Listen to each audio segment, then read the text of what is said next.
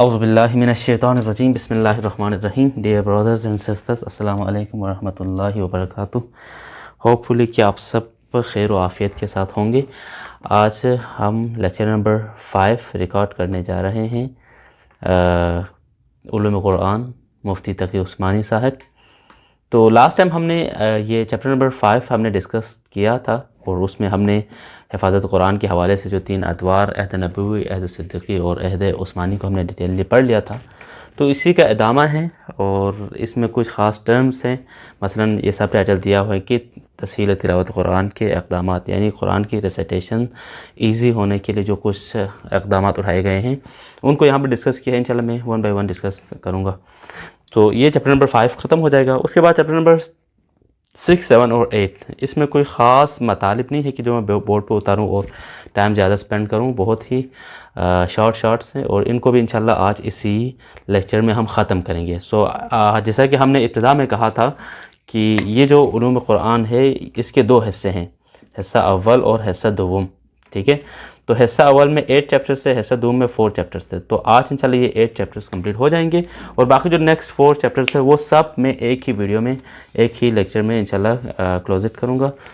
یہ second last video آج record ہونے جا رہی ہے اس دورے کی، اور یہ کورس انشاءاللہ اسی ویک میں ختم ہو جائے گا. یہ سیکنڈ لاسٹ ویڈیو ہے، اس کے بعد ایک ہی ویڈیو آئے گی.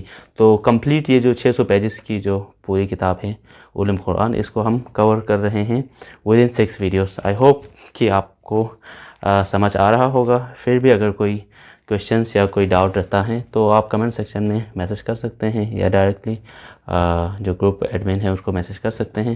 اور اس کے علاوہ بھی اگر کوئی مشکل ہو تو بک سے بھی ریفر کر سکتے ہیں. Without wasting we will start our lecture number 5. بسم اللہ الرحمن الرحیم.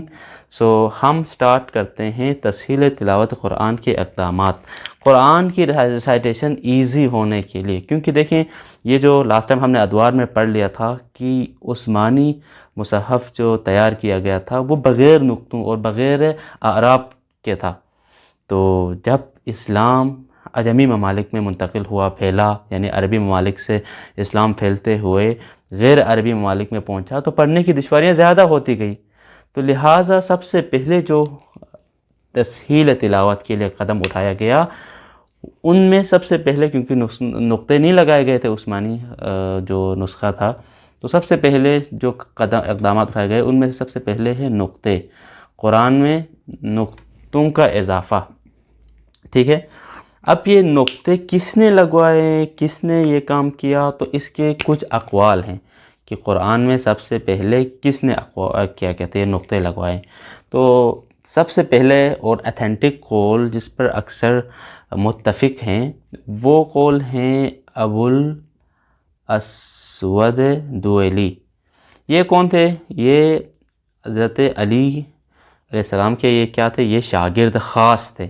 یعنی حضرت علی نے ان کو یہ علم دیا، اور ان کے حکم سے انہوں نے قرآن پر نقطہ گزاری کی. ٹھیک ہے، یہ ایک معروف قول ہے. اس کے بعد ایک اور قول ہے کہ کس نے قرآن میں سب سے پہلے نقطے لگائے، تو وہ ہیں کوفے کے گورنر زیاد بن ابی سفیان. ٹھیک ہے، اس نے کس کے حکم سے یہ نقطے لگوائے؟ کہا جاتا ہے کہ عبد الملک مروان. ٹھیک ہے، ان کے حکم سے انہوں نے نقطے لگوائے. یہ دوسرا قول ہے. ایک اور قول بھی ہیں، ٹھیک ہے، جو کہ بہت ہی ضعیف ہے. وہ قول ہیں حسن بصری. حسن بصری نے اعراب لگوائے کس کے حکم سے؟ حجاج بن یوسف. یعنی ان کے حکم سے حسن بصری نے اعراب لگائے. تو یہ 3 قول ہیں، لیکن جو زیادہ تر قول ایکسیپٹ کیا جاتا ہے نقطوں کے حوالے سے وہ ابو اسود دوئلی ہیں، جو حضرت علی کے شاگرد خاص تھے. تو تسہیل تلاوت قرآن کے اقدامات میں سے سب سے پہلا قدم نقطوں کا لگانا تھا، کیونکہ عثمانی خط جو لاسٹ پیریڈ میں جو نسخہ تیار کیا گیا اس میں نقطے نہیں تھے. اس کے بعد اسی نسخے میں ایک اور کمی تھی، وہ تھی حرکات. ٹھیک ہے، جب حرکات نہ ہو تو تلفظ کرنا ہاں عرب کے لیے ممکن ہو، لیکن غیر عرب کے لیے ناممکن ہے. کہاں پر زبر ہے، کہاں پر زیر ہے، کہاں پر پیش ہے، یہ بہت ڈیفیکلٹ ہے. تو دوسرا جو قدم اٹھایا گیا وہ حرکات کا ہے۔ اب حرکات کس نے لگوائے تو اس کے بارے میں بھی 3 اقوال ہیں، ٹھیک ہے۔ اور فرسٹ آف آل پہلا قول یہی ہے کہ یہ بھی امام علی کے جو شاگرد تھے ابو اسود دوئلی، انہوں نے اعراب لگائے حضرت علی کے حکم سے، یہ ایک قول ہے، ٹھیک ہے۔ دوسرا قول ہے وہ ہے حجاج بن یوسف، ٹھیک ہے،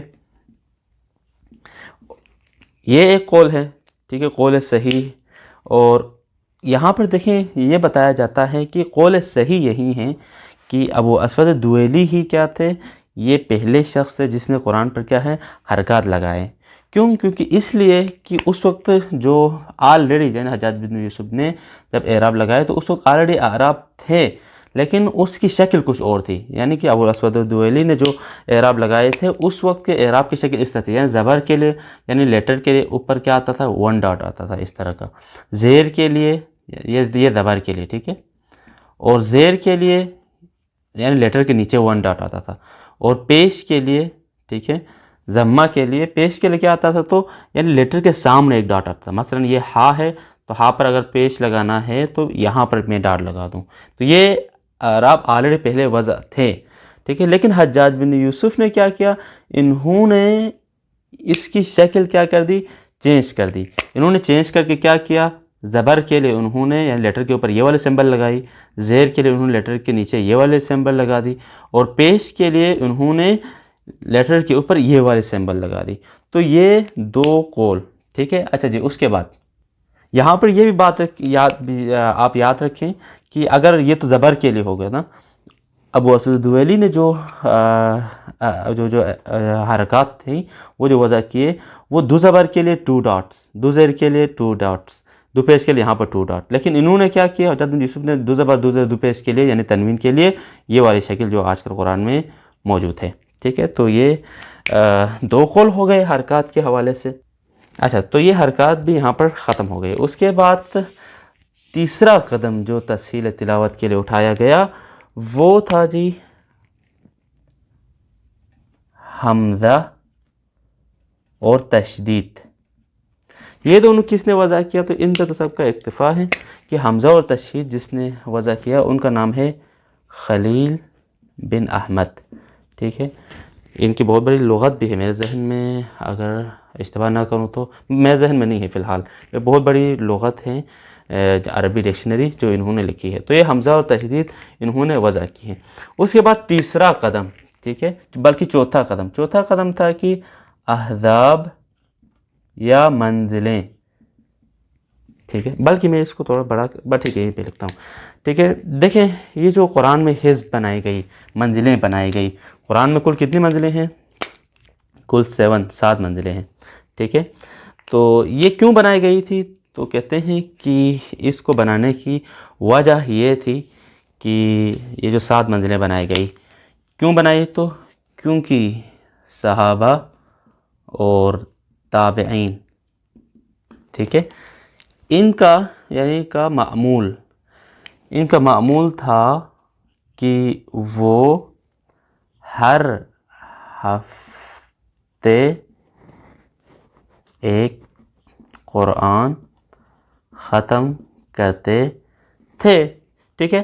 تو اسی مقصد کے لیے انہوں نے روزانہ تلاوت کی ایک مقدار انہوں نے کیا کی، مقرر کی ہوئی تھی، جسے بعد میں کیا نام دیا گیا، حزب یا منزل نام دیا گیا۔ یعنی صحابہ نے قرآن کو اس طرح سے انہوں نے تقسیم بندی کی ہوئی تھی کہ وہ کیونکہ ہفتے میں 7 دن ہوتے ہیں کہ 7 دن کے اندر کیا کریں، قرآن کو پورا تکمیل اس کی تلاوت کریں۔ تو انہوں نے ڈیوائیڈیشن کی تھی اس طرح سے کہ آج یہاں سے یہاں تک پڑھیں، شنبے کے دن یہاں سے یہاں تک پڑھیں، دوشنبے کے دن یہاں سے یہاں تک، جمعرات کے دن یہاں سے یہاں تک، اس طرح کرتے ہوئے یعنی تقسیم بندی کی ہوئی تھی، یعنی پورے قرآن کو 7 حصوں میں تقسیم کیا تھا۔ بعد میں انہی 7 تقسیموں کو حزب یا منزل کے نام سے جانا گیا۔ بس حزب اور منزل بنانے کی وجہ کیا تھی، تو یہ تلاوت کے لیے یعنی ہفتے میں ایک قرآن ختم کرنے کے لیے ایک مقدار مقرر کرنا تھا، بعد میں یہ حزب و منزل سے شروع ہوئی۔ یہاں پر ایک اور بات یہاں پر میں بتاتا جاؤں کہ اب یہ 7 منزلیں جو ہے قرآن کی 4 پوائنٹس ہو گئے، ٹھیک ہے، بلکہ میں پورے مٹھاؤں تاکہ آپ لوگوں کو ایزلی یہاں پر وائٹ بورڈ نظر آئیں. جو چیز میں وائٹ بورڈ اتارتا ہوں یہ آپ لوگوں کے لیے تاکہ آپ ویڈیو دیکھتے ہیں تو ساتھ ساتھ میں لیکچر کے ساتھ ساتھ آپ کو اس کو فالو بھی کرتے جائیں. دیکھیں یہ جو 7 منزلیں ہیں, ٹھیک ہے 7 منزلیں ہیں, یہ کہاں سے کہاں تک شروع ہوتی ہے. تو دیکھیں یہاں پر یہ جو شارٹ فارمولا جو ہے آپ یاد رکھنے کے لیے اس ٹرک سے ہی یاد کر سکتے ہیں, ویسے تو یہ یاد ہونا سخت ہے, ٹھیک ہے.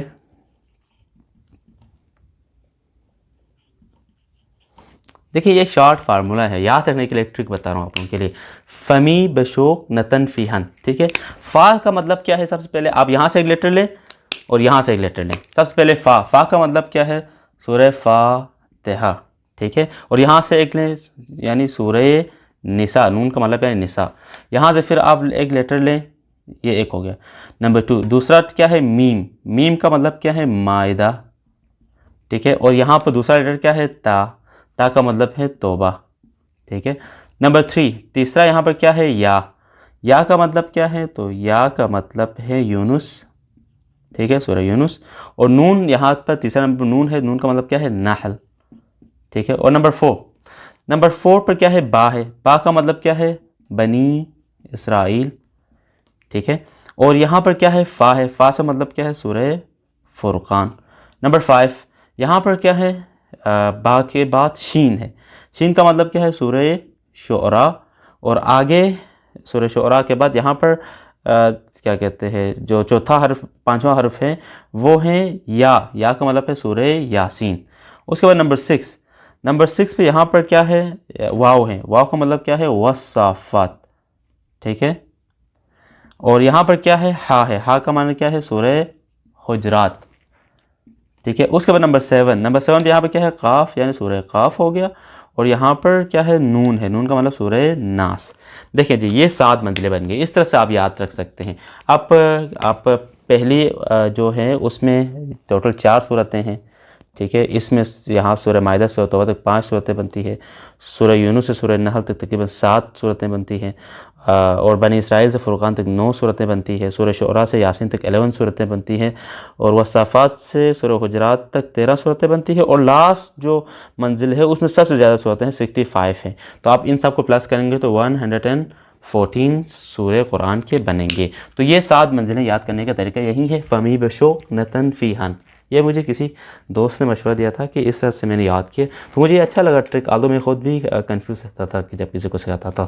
تو by this way you can also memorize all of these منازل of the Quran. Thank you جی. Okay so we will move to the next topic. ہم پڑھ رہے ہیں تفصیل تلاوت قرآن کے جو اقدامات ہیں. تو یہ 4 ہم نے پڑھ, بلکہ 5 ہم نے پڑھ لے, بلکہ میرے خیال میں 4 پڑھ لیے. یہ نمبر 5 ہے.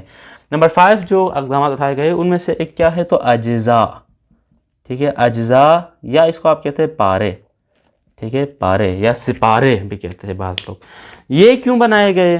تو ٹوٹل قرآن میں کتنے سپارے ہیں؟ تو 30 سپارے ہیں, ٹھیک ہے. یہ سپارے کیوں بنائے گئے ہیں؟ سپارے اس لیے کہ بچوں کی آسانی کے لیے, تاکہ یعنی کہ 30 منازل ہر مہینے میں ایک پڑھتے جائیں.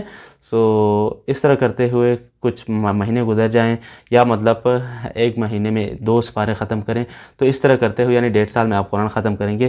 اس طریقے کے لیے یعنی بچوں کی ریسائٹیشن کی ایزینس کے لیے یہ 30 سپارے بنائے گئے ہیں. اس کے بعد جو نیکسٹ قدم, اوکے, نمبر 6 یہاں پر بہرحال ڈیٹیلی لکھا ہوا ہے. بہرحال اتنا آپ یاد رکھیں اور یہی اہم پوائنٹ ہے. اس کے بعد ہے نیکسٹ ہے اخماس و اعشار. اخماس خمس کی جمع ہے, خمس کہتے ہیں 5 کو, اعشار عشر کی جمع ہے 10, ٹھیک ہے. دیکھیں آپ اگر دیکھیں جو قرن اول کے جو قرآنی نسخے ہیں اس میں ہر 5 آیت کے بعد یہ والی علامات آتی ہیں, ٹھیک ہے. اور ہر یعنی کہ کیا کہتے ہیں 10ویں آیت کے بعد یہ والی علامت آتی ہے. یعنی ہر 5 علامت کے بعد یہ والی علامت آتی ہے خا, اور ہر 10 علامت کے بعد ہر 10 آیت کے بعد یہ والی علامت آتی ہے. خا کا مطلب ہے خمس یعنی اخماس یعنی 5 آیت گزر گئی. عین کا مطلب ہے اعشار یعنی 10 آیتیں کیا ہو گئی ہے؟ گزر گئی ہے, ٹھیک ہے. تو یہ علامت پہلے والی یعنی قرن اول کے جو قرآنی نسخے تھے ان میں یہ یوز ہوتی تھی, لیکن آج کل یہ یوز نہیں ہوتی ہے. ہم نے کبھی نہیں دیکھا یہ والی علامت, ٹھیک ہے. نمبر 7 ہے وہ ہے رکوع. ٹھیک ہے. رکوع کا مطلب کیا ہے؟ رکوع کا مطلب اس کو جو ڈینوٹ کرتے ہیں یہ والے علامت سے. ٹھیک ہے. آج کل ہاں یہ والی علامت یوز ہوتی ہے لیکن اس کا مطلب رکوع ہے. ٹھیک ہے. رکوع کو اس علامت سے ڈینوٹ کرتے ہیں. بہرحال یہ والا کنسیپٹ آج کل قرآن میں کہیں بھی نظر نہیں آتا. رکوع کا مطلب کیا ہے؟ تو مطلب یہ ہے کہ جہاں ایک سلسلہ کلام کا ختم ہو وہاں رکوع کی یہ والی علامت کیا کی جاتی ہے؟ لکھی جاتی ہے. ٹھیک ہے. یا ایسی متوسط مقدار کی تعین ہے یہ والی علامت جو ایک رکعت میں پڑھی جا سکے. لہذا نماز میں اس جگہ پہنچ کر آپ کیا کرتے ہیں؟ رکوع کرتے ہیں. تو رکوع کیوں بنایا گیا ہے؟ رکوع کو یعنی رکوع والی علامت کیوں لگاتے ہیں؟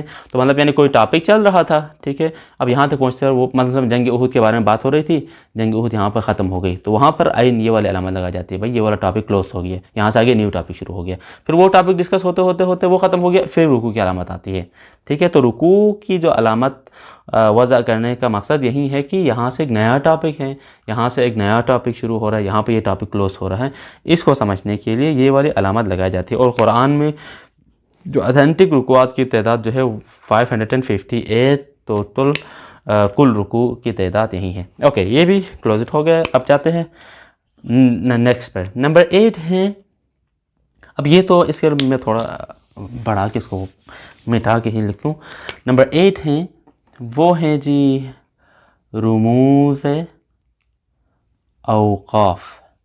ٹھیک ہے. رموز اوقات کسی نے کہا اس کے رموز اوقات اوقات دکھانے والے رموز. اوکے رموز اوقاف. رموز اوقاف کا مطلب کیا ہے؟ تو یعنی وقف کرنے کے اشارات. ٹھیک ہے. مثلاً اوقاف ہے وقف سے، یعنی وقف کرنے والے رموز کہتے ہیں اشارے، یعنی وہ اشارے جس سے آپ کو پتہ چلتا ہے کہ یہاں پر رکنا ہے، سٹاپ کرنا ہے. ٹھیک ہے. اب سٹاپ کتنے قسم کے ہیں انشاءاللہ وہ ہم ابھی ڈسکس کریں گے. تو سب سے پہلے یہ والے علامات کس نے کیا کہتے ہیں وضع کیے ہیں؟ تو جس نے رموز اوقاف کے علامات وضع کیے ہیں وہ ہیں عبداللہ محمد بن طیفور سجاوندی. ٹھیک ہے. انہوں نے یہ والے علامات وضع کیے ہیں. اب وہ علامات کیا ہیں؟ So we will discuss one by one. First of all ہے نمبر 1. اب ہمارا مارکر بھی جواب دے رہا ہے. اوکے. نمبر 1 ہے وہ ہے پا والی علامت. ٹھیک ہے. اسے کہتے ہیں وقف مطلق. ٹھیک ہے. اچھا وقف مطلق یعنی آپ نے یہاں پر ضرور سٹاپ کرنا ہے. مطلقاً یہاں پہ کیا ہے؟ وقف ہے. نمبر 2 ہے جیم. اس کا مطلب کیا ہے؟ اس کا مطلب ہے وقف جائز. ٹھیک ہے. وقف جائز مطلب یعنی اگر آپ چاہیں تو یہاں پہ سٹاپ کر سکتے ہیں، نہیں چاہیں تو سٹاپ نہ کریں. نمبر 3 ہے ذا کا مطلب ہے وقف مجوز. ٹھیک ہے. یہاں پر بھی کیا ہے؟ آپ کے لیے اجازت تو ہے کہ وقف کر سکتے ہیں لیکن نہ کرنا کیا ہے؟ بہتر ہے. یہاں پر نہیں تو یہ دونوں کیا ہو جائے گا؟ سیم ہو جائے گا. یعنی یہاں پر بھی وقف کر سکتے ہیں، نہیں کرنا چاہے تو نہ کریں. یہاں پر بھی وقف کر سکتے ہیں لیکن نہ کریں تو بہتر ہے. although it is allowed to stop here. Number 4 کیا ہے؟ سوات. اوکے. اس کا مطلب کیا ہے؟ وقف مرخص. اسے کہتے ہیں وقف مرخص.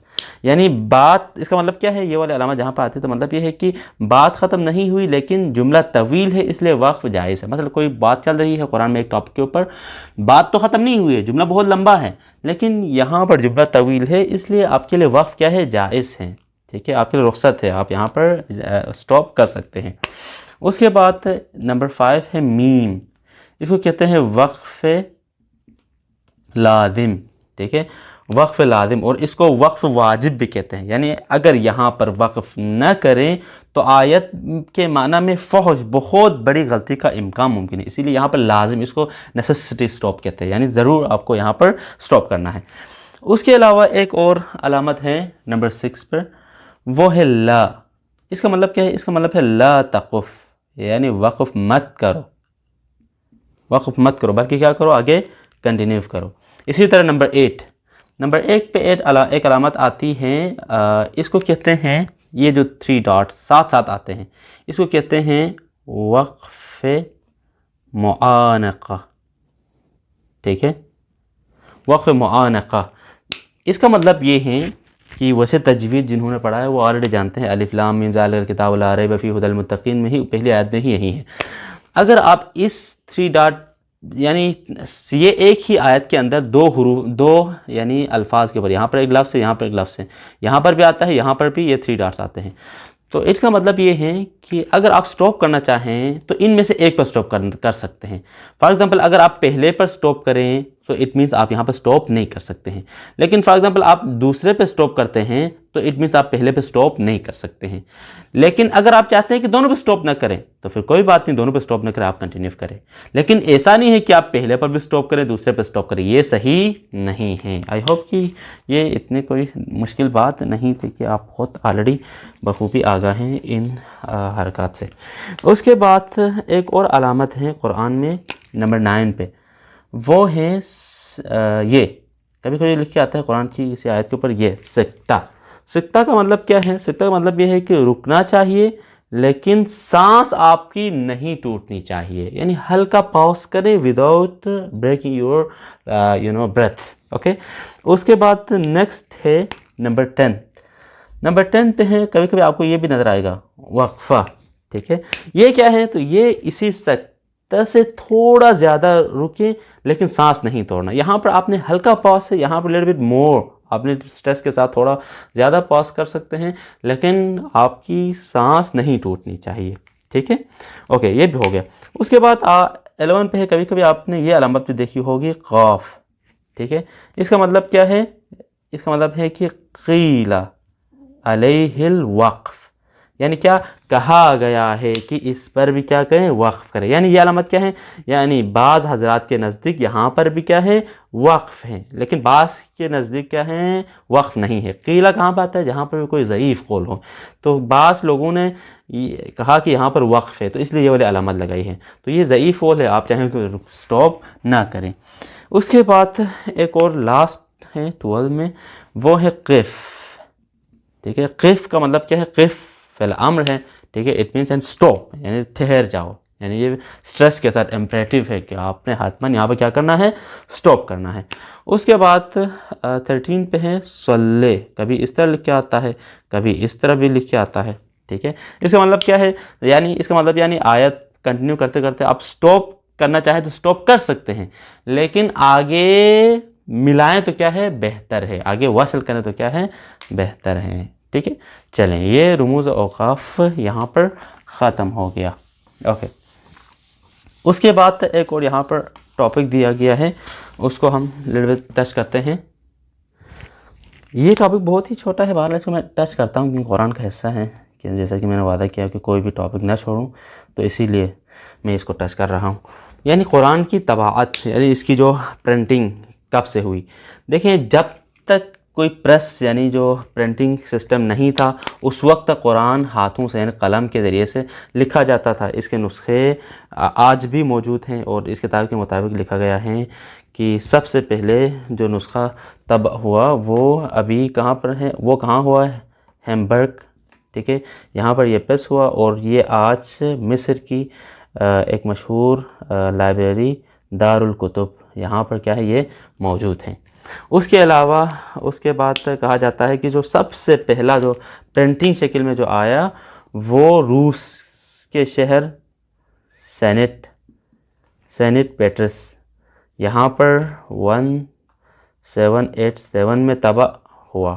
ٹھیک ہے، تو بہرحال یہ جو قرآن کی طبعات ہیں پہلے تو ظاہری بات ہے یہ پرنٹنگ سسٹم نہیں تھا تو اس وقت تو ہاتھ سے ہی لکھتے تھے. ٹھیک ہے، جس کی قدیم ایک نسخہ اس مصر کے جو لائبریری ہے، کتاب خانہ ہے دارالکتب، یہاں پر موجود ہے.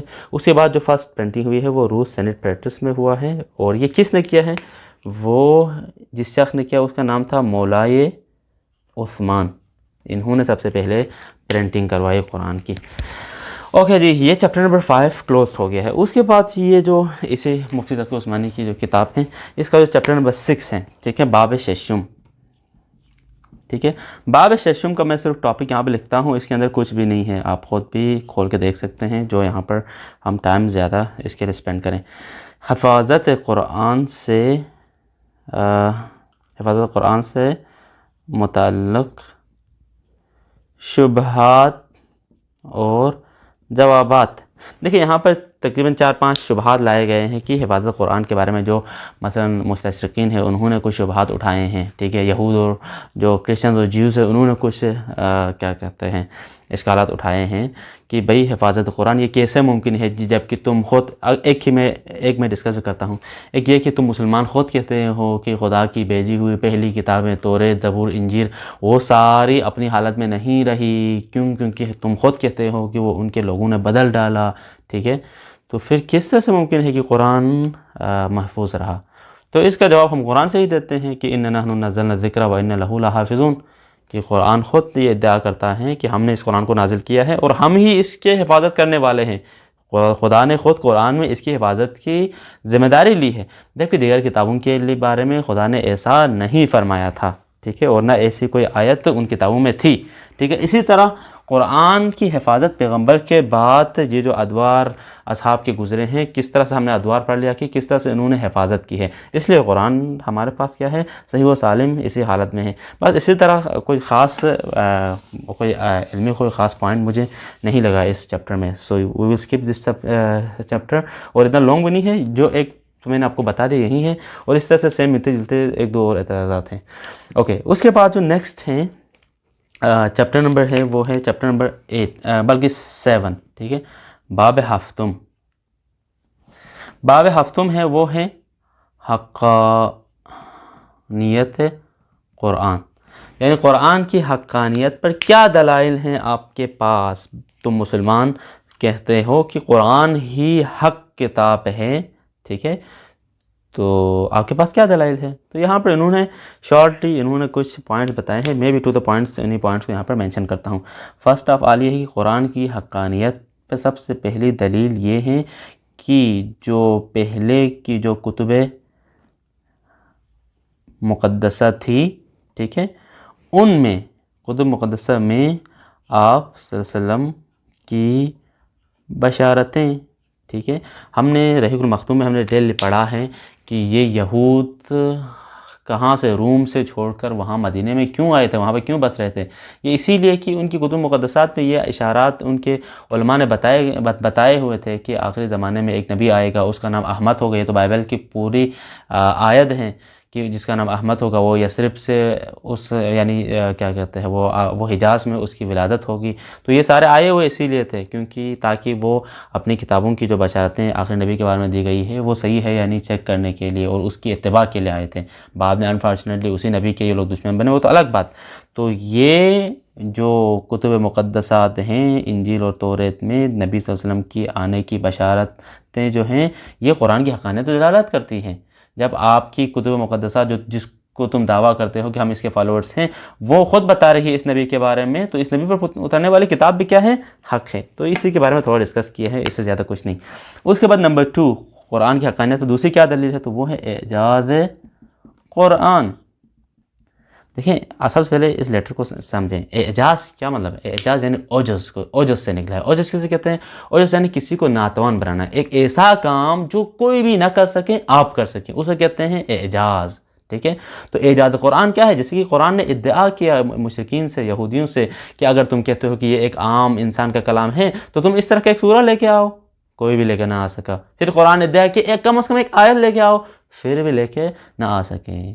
سو اٹ مینس یہ کوئی معمولی کلام نہیں ہے، یہ خدا کا ہی کلام ہے۔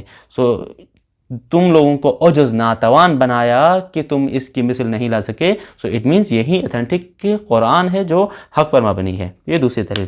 اس کے بعد ایک اور تیسری دلیل، اسی پر یہ ٹاپک ختم ہوتا ہے، یہ حقانیت قرآن۔ تیسرا یہ ہے کہ کس سے ثابت کیا ہے کہ قرآن کی حقانیت؟ وہ ہے قرآن کی پیشن گوئیاں۔ اوکے، قرآن کی پیشن گوئیاں، جو قرآن نے جو پریڈکشنز دی ہیں، ٹھیک ہے، اس سے بھی قرآن کی حقانیت ثابت ہوتی ہے، کیونکہ قرآن میں ایک آیت آئی، اس قرآن کی اس آیت نے بتائی کہ مسلمانوں فلان جنگ میں تم لوگ فتح پاؤ گے، ٹھیک ہے۔ یہودیوں نے باقی مشرکین نے کہا کہ یہ ممکن ہی نہیں ہے، قرآن ایسے کہتا ہے، بعد میں وہ جنگ میں مسلمان فتح ہو جاتے ہیں۔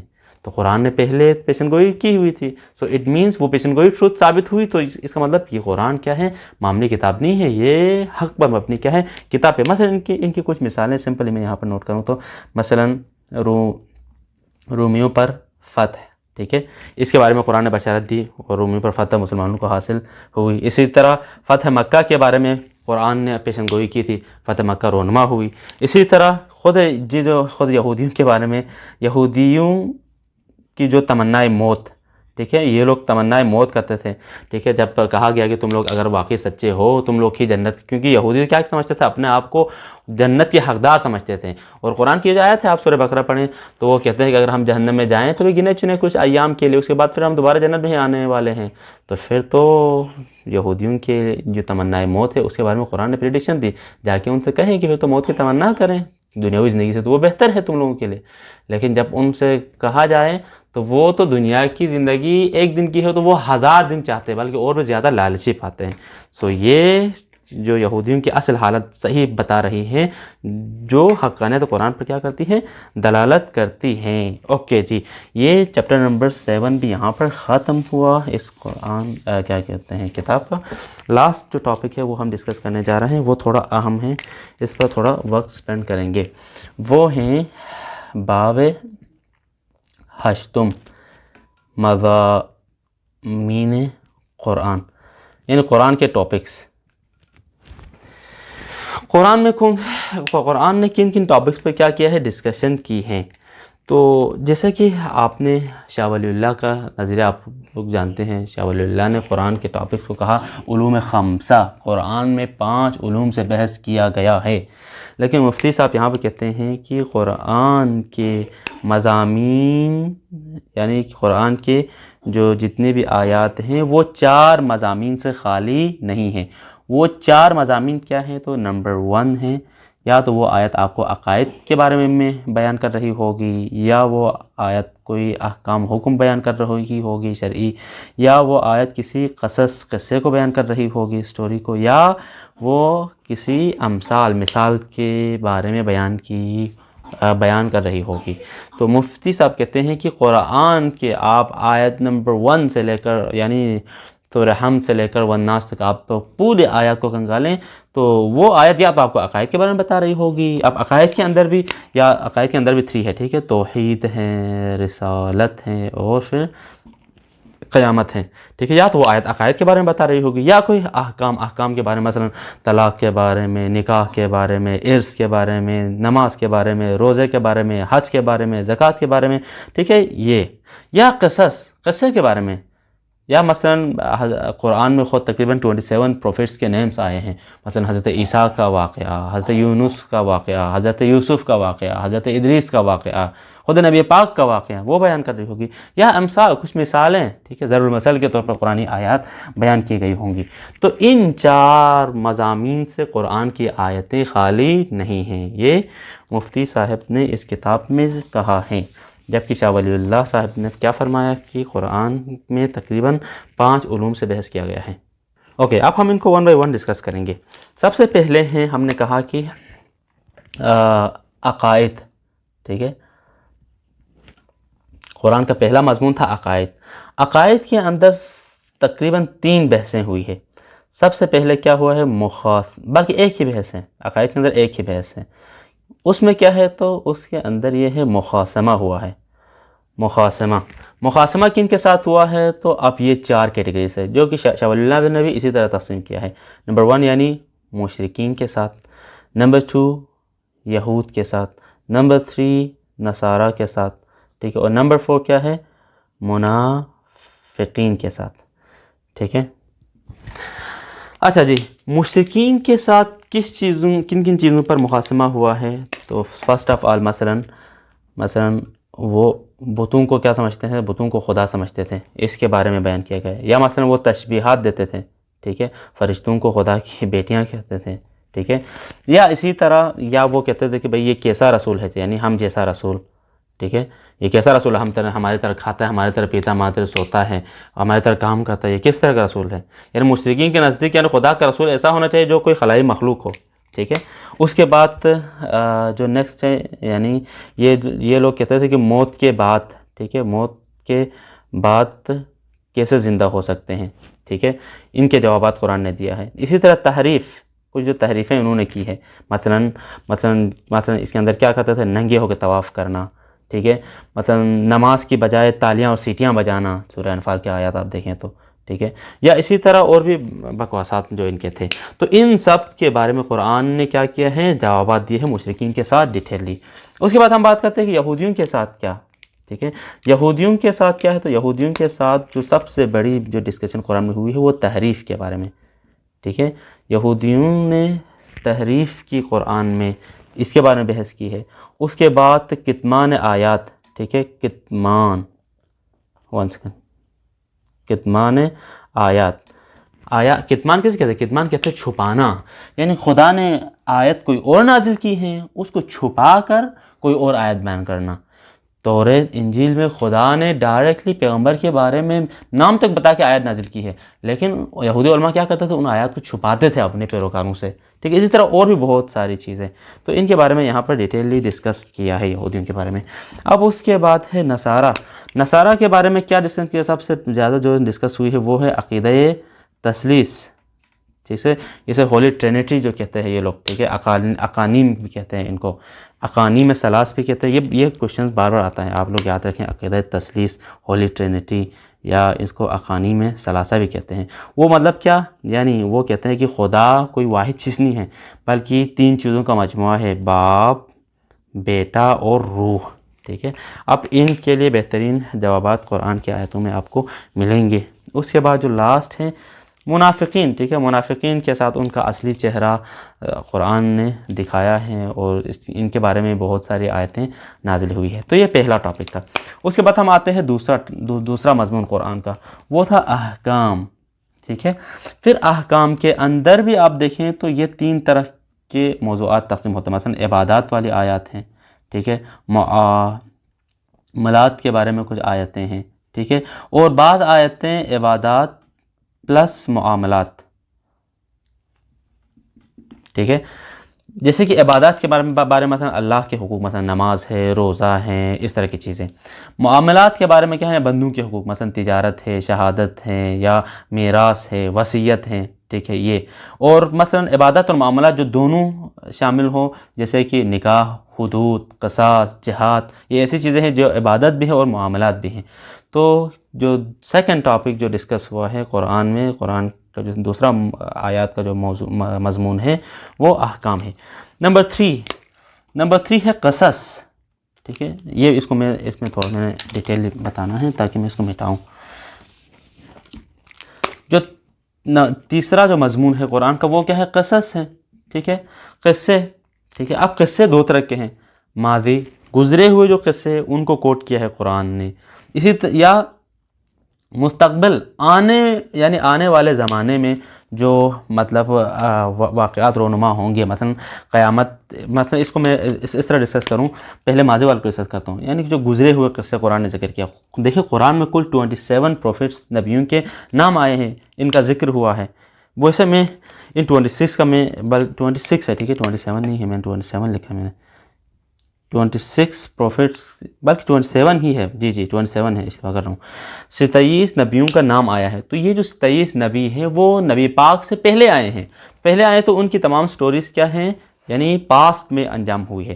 یہ ان نبیوں کا اگر میں سارے فیز نام بتاؤں تو حضرت آدم ہیں، ٹھیک ہے، نمبر 2 ہے حضرت نوح ہیں، نمبر 3 حضرت ادریس ہیں، نمبر 4 ہے حضرت ہود علیہ السلام ہے، نمبر 5 حضرت صالح علیہ السلام ہیں، نمبر 6 حضرت ابراہیم علیہ السلام ہیں، نمبر 7 پہ حضرت اسماعیل علیہ السلام ہے، نمبر 8 پہ حضرت لوط ہیں، نمبر 9 پہ حضرت یعقوب ہیں، ٹھیک ہے، حضرت یعقوب علیہ السلام ہیں، نمبر 10 پہ حضرت حزقیل ہے، ٹھیک ہے، یہ بھی ایک نبی ہے، اس کا ذکر آیا ہے. نمبر 11 پہ اگر آپ دیکھیں تو میرے خیال میں اگر میں اشتباہ نہ کروں تو حضرت یونس ہے، ٹھیک ہے. نمبر 12 پہ حضرت الیاس ہیں، ٹھیک ہے. نمبر 13 پہ یسع ہیں. نمبر 14 پہ شموئیل، ٹھیک ہے، بنی اسرائیل کا ایک نبی تھا یہ بھی. اچھا، نمبر 15 پہ حضرت داؤد ہے خود، ٹھیک ہے. اس کے بعد نمبر 16 پہ اگر ہم دیکھیں تو حضرت سلیمان ہے، ٹھیک ہے. نمبر 17 پہ اگر ہم دیکھیں تو حضرت شموئیل میں نے شاید لکھ لیا میں نے، ٹھیک ہے، شموئیل لکھ لیا، ہاں، حضرت عزیر، ٹھیک ہے، عزیر ہیں. نمبر 18 پہ حضرت زکریا ہے. نمبر 19 پہ حضرت یحییٰ ہیں، ٹھیک ہے. نمبر 20 پہ حضرت عیسیٰ ہیں. 21 پہ حضرت موسیٰ ہے. اچھا 22 پہ حضرت یوشع ہے، یوشع بن نون ان کا اصل نام تھا. اچھا 23 پہ اگر میں اشتباہ نہ کروں حضرت ہارون ہے، ٹھیک ہے، حضرت موسیٰ کے جو بھائی تھے. اچھا نمبر 24 پہ حضرت یوسف ہے، ٹھیک ہے. 25 پہ حضرت شعیب ہیں، ٹھیک ہے. اچھا اس کے بعد اگر میں اشتباہ نہ کروں تو کوئی نام اگر رہ گیا ہو، ہاں یہ میں بول گیا تھا. 26 پہ ہے حضرت ذوالکفل، ٹھیک ہے، ان کا بھی نام آیا ہے. اور 27 پہ جو ہے حضرت الیاس، ٹھیک ہے. تو یہ 27 پروفٹس کے نیمز ہیں. اگر آپ بھی قرآن میں یا سرچ کریں تو گوگل پہ یہ نیمز آپ کو ڈیٹیللی مل جائیں گے. اوکے، تو بات ہماری ہو رہی تھی کہ مضمون قرآن میں ایک قصص ہے. تو قصص جو پاسٹ ماضی کی جو کہانیاں بیان ہوئی ہے وہ 27 پروفٹس کے بارے میں ہیں، اور کچھ ممکن ہے بعض کچھ اقوام کے بارے میں بھی ذکر ہے. لیکن مستقبل یعنی فیوچر کی بھی کچھ سٹوریز یہاں قرآن میں ذکر ہوئی ہے. مثلا اس کے اندر کیا ہے، مثلا قیامت کی نشانیاں، ٹھیک ہے. اس کے بعد کیا ہے، مثلا خود دوزخ کے بارے میں، ٹھیک ہے، جنت کے بارے میں، یاجوج و ماجوج کی جو فوج ہے اس کے بارے میں، یا اسی طرح مثلا سور جو اسرافیل ہے جو پھونکا جائے گا اس کے بارے میں. تو یہ تو ابھی تو رونما نہیں ہونے، یہ ساری یہ تو مستقبل میں ابھی ہونے والی ہے، تو یہ بھی قرآن میں مینشن ہے. اس کے بعد ہم بات کرتے ہیں جو چوتھا اور جو لاسٹ ٹاپک ہے وہ ہے امثال، ٹھیک ہے. نمبر 4 امثال. دیکھیں قرآن میں کچھ مثالیں دی گئی ہیں، اب دو طریقے سے ہیں وہ بھی، ٹھیک ہے. مثلا جو کسی بات کو سمجھانے کے لیے تمثیل کے طور پر یعنی پیش کیے گئے، ٹھیک ہے، تمثیل مثال کے طور پر جو پیش کیے گئے. مثلا قرآن کی ایک آیت ہے کہ ہم نے ایک بیج سے 7 خوشے نکالے، پھر 7 سے پھر 100. یعنی اس تمثیل کا مطلب کیا ہے، سمجھانا یہ ہے کہ آپ ایک خدا کی راہ میں ایک قدم اٹھاؤ گے تو خدا آپ کا 10 گنا اس کا کیا دے گا، بلکہ دگنا اس کا کیا دے گا، آپ کو ثواب دے گا. تو یہ اس طرح کی مثالیں ہیں. بعض کیا ہے، بعض کہاوتیں ہیں، ٹھیک ہے. مثلا قرآن کی بات حل جزاء الاحسان الا الاحسان والی جو آیت ہے، ٹھیک ہے، احسان کا بدلہ کیا ہے، احسان ہے. اسی طرح جو دیگر بھی اور بھی ہیں. تو خلاصہ کلام ہمارا جو مفتی تقی عثمانی علیہ الرحمہ کی جو بک ہم پڑھ رہے ہیں علوم قرآن، اس کے 2 حصے تھے. حصہ اول 8 چیپٹرز آج کمپلیٹ ہو چکے ہیں. انشاءاللہ حصہ دوم جو ہے اس کے 4 چیپٹر ہے. انشاءاللہ یہ لاسٹ 6 ویڈیوز میں انشاءاللہ ہم اس کو کمپلیٹ کریں گے. وصلی اللہ علیہ سیدنا محمد وآل محمد وعجل فرجہم. تھینک یو، جزاک اللہ جی.